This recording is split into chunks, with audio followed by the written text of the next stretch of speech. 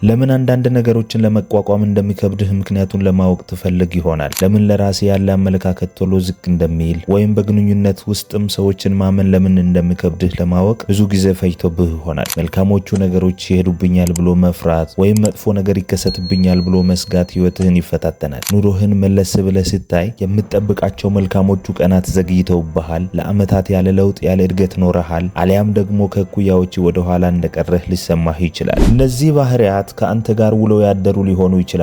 ነገር ግን እግዚአብሔር አንተን ያስነሳበት ቁልፉ ምክንያት እነዚህን እንቅፋቶች ለመስበር ነው። የትውልድ እርግማኖችን ሰብረህ ለትውልዱ በረከቶችን እንድታስጀምር ነው። ቁስሎች፣ እንቅፋቶች፣ እርግማኖች ከትውልድ ትውልድ ሊተላለፉ እንደሚችሉ ሁሉ በረከቶችም ይተላለፋሉ። ድል መንሳት፣ ሞገስ፣ ነፃ መውጣትና የፋይናንስ በረከትም በአንተ ጀምሮ ለትውልዱ ሊደርስ ይችላል። ያለፈው ህይወትህ መጪውን ዘመንህን እንዲያበላሸው መፍቀድ የለብህም። እንቅፋቶችህን ሰብረህ ነፃ መውጣትንና አዲስ ህይወትን መጀመር ትችላለህ። ዘፍጥረት ምዕራፍ 11 የባቢሎን ግንብ ታሪክን ይናገራል። ይሄን እስከ ሰማይ የሚደርስ ሰማይ ጠቀስ ግንብ ለመገንባት የተነሳው ናምሩድ እንደሆነ ይታመናል። ብዙ የአይሁድ ሊቃውንት ሲናገሩ ናምሩድ ይህን ግንብ የሰራበት ምክንያት በምድር ላይ ሳይበተኑ ስማቸውን ለማስጠራት ብቻ ሳይሆን እንደ ኖህ ዘመን እንደገና ምድር በጎርፍ ከተጥለቀለቀ የሚሄድበት ከፍ ያለ ቦታ እንዲኖረው ነበር። ለማምለጥ ይችል ዘንድ በፍርሃት ተነስቶ ይህን ሰማይ ጠቀስ ህንፃ እየገነባ ነበር። እንደ ቅድመ አያቱ ኖህ እግዚአብሔር እንዳዘዘው ትልቅ መርከብ አልነበረውም። ነገር ግን ግንብን ለመስራት ተነሳ። ስለ ጥፋት ውሃው ሰምቶ ነበርና ስለ ቀስተ ደመናው ግን የሰማው አይመስልም። እግዚአብሔር ምድርን ዳግመኛ በጎርፍ እንደማያጥለቀልቃት ቃል መግባቱን አላወቀም ነበር። እኛም እንደ ናምሩድ ያለፈውን ነገር በመፍራት ስንት ነገሮችን በማይሆን መንገድ እያቀድን ይሁን። በባለፈው ህይወት ከመኖር ሱስ መላቀቅ አልችልም። ቤተሰቦቼም ቢሆኑ ከዚህ የተለየ ህይወት የላቸውም። ሁሉም ዘመዶቼ ከትናንት ህይወታቸው ጋር ይታገላሉ። የተሳካለት የሆነለት ማንም የለም። ሁላችንም የእምነት እርምጃን መውሰድ አቅቶናል እያልን በቀደሙ ጊዜያት ባሉ አሉታዊ ነገሮች ቆመን የፍርሃት እርምጃዎችን እንወስድም ይሆናል። በፍርሃት ቀንበር ውስጥ ለዘመናት ቆይተናል። የሚገርመው ነገር በብዙ ህብረትና አንድነት የተጀመረውን የባቢሎን ግንብ ሰርተው ሊጨርሱት አልቻሉም። እግዚአብሔር ቋንቋቸውን በማደባለቅ አወደመው እንጂ አልፈቀደላቸውም። እሱ በባለፈው ታሪክ ፍርሃት መነሻ የሚገነባውን ግንብ በታተነው። አንተም ዛሬ ከትናንት ታሪክ ፍራቻ ተነስተህ የምታደርገውን ተግባር እግዚአብሔር አይወደውም። አንዳንዶቻችን በነገሮች ጎርፍ አልፈናል። በኑሮ ተጎርተናል። በትናንትናችን ስህተቶችን ሰርተናል። ያለፍንባቸው አሉታዊ ነገሮች ሊኖሩ ይችላሉ። ነገር ግን እግዚአብሔር እንደዚህ ይላል፣ ያለፈውን ፈርተህ መኖር የለብህም። እንደገና ቢከሰትስ፣ የሽንፈት ታሪክን ሰው ቢያውቅብኝስ፣ ያ የስጋት ህይወት ተመልሶ ቢመጣስ እያልክ ወደ ኋላ አትቀር። ሰበቦችን አትደርድር። የሽንፈት እቅድን በፍጹም አታውጣ። እንደ ናምሩድ አትሁን። ፈሪ አትሁን። ያለፈውን በመፍራት ህይወትህን አታሳልፍ። የስጋት ሽባ አድርጎ የማስቀመጥ ኃይልን አሸንፍ። በፍርሃት የባቢሎን ግንብን እየገነባህ ከሆነ የደስታ ህይወትን መኖር አትችልም። በእግዚአብሔር ሳትታመን ነገ ምን ይሆናል በሚል ስጋት ከጥፋት ጎርፍ ለማምለጥ እየሞከርክ የስኬት ህይወትን መኖር አትችልም። ያለፈው ነገር ፍርሃት ወደ ኋላ ሊይዝህ ሲሞክር እወቅ። ተስፋ ሊያስቆርጥህ ስል በእምነት ወደ ሰማይ ተመልከት። እግዚአብሔር ዳግመኛ በጎርፍ እንዳያጠፋ በሰማያት ቀስተ ደመናን አድርጓል። ያለፈውን ብልሽት እሱ ያስተካክለዋል። የቆሸሽክበትን አጽድቶ ለስህተቶች ይቅርታን ይሰጣል። ተቃጥሎ አመድ ለሆነብህ ነገር ውበትን ይሰጣል። ለጉዳቶችህ መዳንን፣ ለሽንፈቶችህ ድልን፣ ለነገው ጠዋትህ ደስታን፣ አዲስ ጅማርን እሱ ያመጣል። የባቢሎን ግንብን በመገንባት ጊዜህን አታባክን። ከጥፋት ለማምለጥ ከእግዚአብሔር መንገድ ውጭ እቅድን አታውጣ። የምትገነባ ከሆነ እንደ እግዚአብሔር ፈቃድ የሆነን ነገር ገንባ። የተስፋን፣ የእምነትን፣ የክብርን፣ የድፍረትን ግንብ ገንባ። በኢየሱስ ክርስቶስ ከትናንት እስራት ነፃ የመውጣትን፣ የባለፈው ታሪክህን ሽንፈት ድል የምታደርግበትን ግንብ ገንባ። የፍርሃትን ግንብ አትገንባ። እግዚአብሔር የኃጢአትን ይቅርታ ሰጥቶሃል። ስጋቶችህ ጠፍተዋል። ወደፊት እንዳትሄድ ወደ ኋላ የሚይዝህ ነገር ተሸንፏል። እግዚአብሔር ላንተ ሞገስን፣ በረከትን፣ ደስታን፣ ነፃነትን አዘጋጅቷል። እስራኤላውያን ከባርነት ነፃ ሲወጡ ከግብፅ ወጥተው ወደ ተስፋይቱ ምድር መንገዳቸውን ጀመሩ። ከዓመታት እንግልትና ስቃይ በኋላ እነዚህ 2 ሚሊዮን ሰዎች በመጨረሻ ነፃ ወጡ። እግዚአብሔር ብዙ ተአምራትን አድርጎ ከግብፅ በደስታ በሆታ እየወጡ ሳለ ፈርዖን ሐሳቡን ቀይሮ ሰራዊቱን ልኮ አሳደዳቸው። ፈርዖን ያለፈውን ህይወት ጉዳቶችን፣ ስህተቶችን፣ ጭንቀቶችን፣ ፍትህ መጓደልን ይወክላል። እስራኤላውያን ከዚያ የግብፅ ጭቆና ወጥተው የወደፊት ህይወታቸው ውስጥ ለመግባት እየሞከሩ ነበር። ፈርዖን ግን ከነበሩበት ሁኔታ ነፃ እንዲወጡ አልፈለገም። እግዚአብሔር በብዙ ተአምራት ይህንን በር እንደከፈተላቸው እስራኤላውያን ያውቁ ነበር። ነገር ግን በባለፈው ህይወታቸው ካሰቃያቸው ፈርዖን በቀላሉ ማምለጥ አልቻሉም ነበር። የፈርዖን ሰራዊት እየተከተላቸው እየተጠጋቸው ነበር። ምናልባትም የፈረሶቹ ኮቴ፣ የሰረገላ ባሪያዎቹ ድምፅና ጩኸታቸው ይሰማቸው ነበር። ነፃ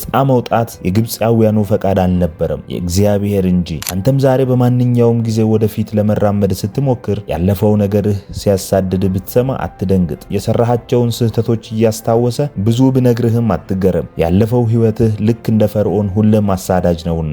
ምንም ጥሩ ነገር መጠበቅ በማትችልበት ጊዜ፣ ተስፋ የሚያስቆርጡ ነገሮች በሚከቡህ ጊዜ፣ ጠላት ምንም ነገር እንዳትሰራ አስሮ ሊያስቀምጥህ ሲፈልግ ውሸቶችን ሹክ ይልሃል። በትናንትናው ታሪክህ ሽባ ሊያደርግህ ይፈልጋል። ያ መጥፎ ጊዜ እንደገና የሚከሰት ይመስልሃል። ነገር ግን እነዚያ ነገሮች ሁሉም ውሸት ናቸው። እስራኤላውያንን የተከተላቸው ፈርዖንና ሰረገሎቹ ቀይ ባህር ድረስ ቢመጡም ሊሻገሩ አልቻሉም፣ ሰምጠው ጠፉ እንጂ። የተጨነቁበት ያለፈ ዘመናቸው ጭንቅ ከነርሱ ጋር አልተሻገረም። በቅርብ ርቀት ብቻ የተከተሉና የሚይዟቸው የሚመስሉ ሁሉ በቀይ ባህር ታሪክ ሆነው ቀሩ። እግዚአብሔር ያለፈ ነገራቸው የወደፊት ዕጣቸውን እንዲወስን ፈጽሞ አልፈቀደም። የማምለጫ መንገድ አደረገላቸው። አንተም ዛሬ ወደፊት ለመሄድ ትሞክራለህ። ነገር ግን ሁልጊዜ ያ የጥፋተኝነትና የፍርሃት ስሜት ወደ ኋላ ይጎትተሃል። እንደገና ትጎዳለህ፣ ወይም ያ ስህተት ሁልጊዜ ያሸማቅቀሃል። ጊዜው ያለፈ ቢሆንም አንተ በሐሳቢ ጊዜውን ማለፍ ያቅተሃል። ከሐሳቡ ከጭንቀቱ ማምለጥ አትችልም። በእስራኤላውያንም ላይ የደረሰው ይህ ነበር። የሚያመልጡበት ቦታ አልነበራቸውም። ከዚያም በድንገት ቀይ ባህር ለሁለት ተከፈለ። እግዚአብሔር መንገድ ባልነበረበት መንገድን አዘጋጀ።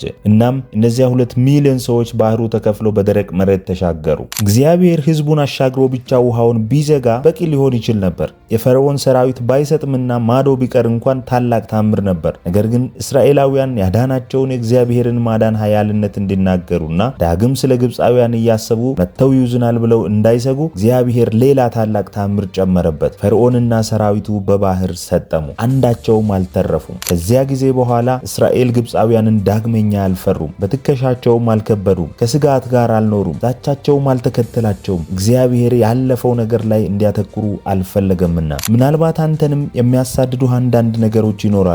ስለ ወደፊት ሕይወትህ ለማቀድና ለመሄድ በሞከርክ ቁጥር ስህተቶችን እያስታወሱ ያለፈው ችግርህ ተመልሶ እንደሚመጣ እየዛቱና እግዚአብሔር እንደማይረዳህ ሊያሳምኑ የሚጥሩ። አንገትህን አዙረህ ወደ ኋላ አታፈግፍግ። እግዚአብሔርን ስማው፣ በሱ ታመን። የከበደህን ነገር ሁሉ ለሱ አደራ ስጥ። እግዚአብሔርን የምታምን ከሆነ ቁልፉ ይህ ነው። በአእምሮህ የምታስበውን ነገር መቀየር አለብህ። በአእምሮህ የምትስለውን ስዕል መቀየር አለብህ።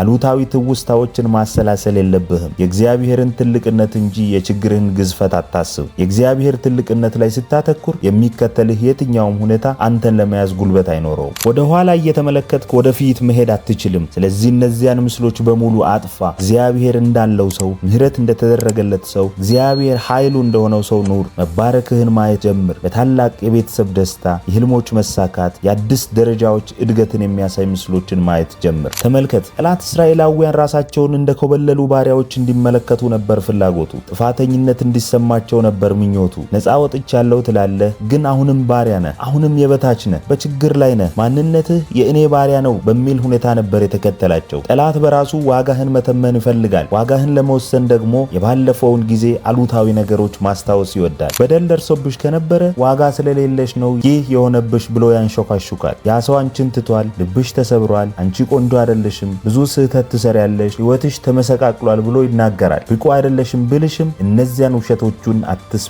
ዋጋሽን የሚወስነው ልጁን ኢየሱስን ስላንቺ አሳልፎ የሰጠው እግዚአብሔር እንጂ ጠላትሽ አይደለም። ዛሬ የተሻለ ሰው መሆን ከቻልሽ የትናንትናሽ ምንም ነገር ዋጋሽን አይቀንሰውም። አሁንም አልረፈደም። ዛሬ ተለወጪ። ዛሬ ወደ እግዚአብሔር ቅረቢ። ዛሬ ክብርን፣ ሞገስን፣ ደስታን አስቢ። አንቺ የልዑል እግዚአብሔር ሴት ልጁ ነሽ። ያጋጠመህ ምንም ነገር እግዚአብሔር ላንተ ያሰበውን ዓላማ አያስቀይረውም። እሱ ባንተ ድንቅን ስራ ይሰራል። ተዘጋጅ።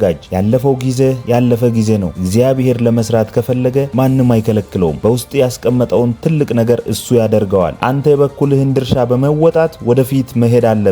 በእግዚአብሔር መዝገብ ውስጥ ከተያዘልህ መልካም ነገር አንድም ሳይቀር ትቀበላለህ። አንድ በአንድ ህይወትህ ፍሬ ያፈራል። በዚህ ቃል ካመንክ እግዚአብሔር ትልቅን ነገር አዘጋጅቶልኛል ብለህ ኮመንት ላይ ጻፍ። እግዚአብሔር ትልቅን ነገር በህይወትህ ያደርጋል። ለሌሎች እንዲደርስ ይህን ቪዲዮ ላይክ እና ሼር አድርግ። ለጓደኞችህና ለቤተሰቦችህ አሰማ። ለተጨማሪ ጠቃሚ ቪዲዮ ይህን ቻናል ሰብስክራይብ አድርግ። በአንድነት እምነትን፣ ተስፋንና ድልን ለዓለም እናስፋፋ። አስታውስ፣ የትናንት ስህተትህ የምትማርበት እንጂ የምታማርርበት ሊሆን አይገባም። እግዚአብሔር ድንቅን ነገር በህይወትህ ያደርጋል። አሜን።